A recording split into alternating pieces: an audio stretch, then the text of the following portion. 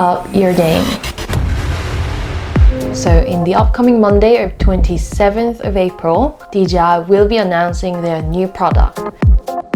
Okay, there has been enough leaks out there, so I'm going to compile all the information that we can find online, and nothing is really secret right now, but for ease of your reference, it's all gonna be in this video. So first, on the look of the design, you can see the overall design looks something very much like MAVIC 2 series, MAVIC Mini, that grey industrial design.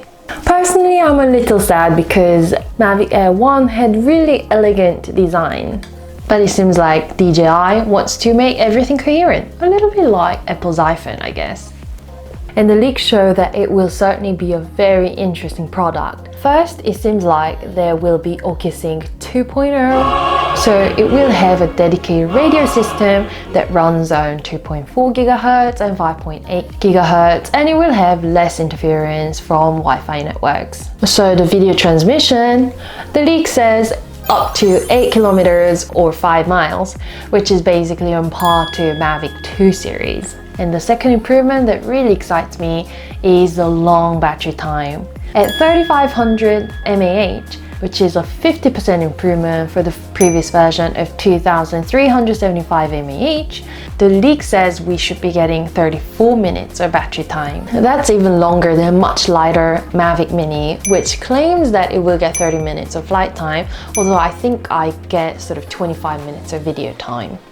So far it seems very exciting. The maximum speed is 68.4 kilometers per hour, so it's the same as MAVIC Air. So how about camera? According to the leaked manual in a website in Brazil, MAVIC Air 2 would be capturing 48 megapixel compared to 12 megapixel before, and the sensor size would be half-inch CMOS sensor and a fixed f2.0 aperture, perhaps. The video resolution will be 4K, but there's no leaked information about what frame rate. Probably 30 frames per second, because MAVIC 2 series only has up to 30 frames per second at 4K resolution as well. So now let's quickly take a look at this RC design that caused a bit of discussion. The smartphone is held on top of the RC, which I don't particularly mind. It's just that the size is rather large.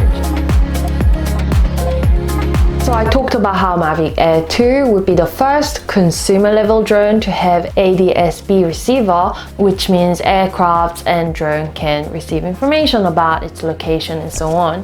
And according to drone reviews and news.com, it seems like there may be two versions of MAVIC Air 2, which has ADS-B receiver and which doesn't. That's a very interesting concept. And back to the design of the drone, let's take a quick guess at the visual sensing system. According to all these leaked images, seem like it doesn't have the top visual sensor and also not the side sensors.